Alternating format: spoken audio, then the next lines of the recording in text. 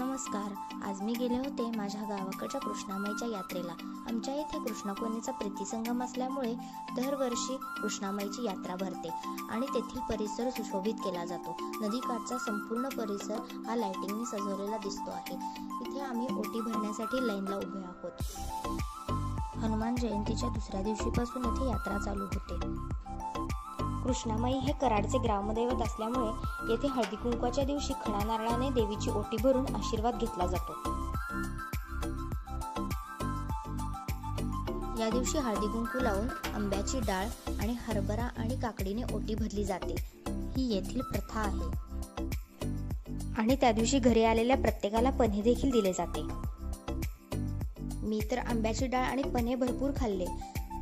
तुमच्या गावचे ग्रामदैवत कोणते आहे आणि तेथे यात्रा कधी भरते हे मला कमेंट करून नक्की सांगा.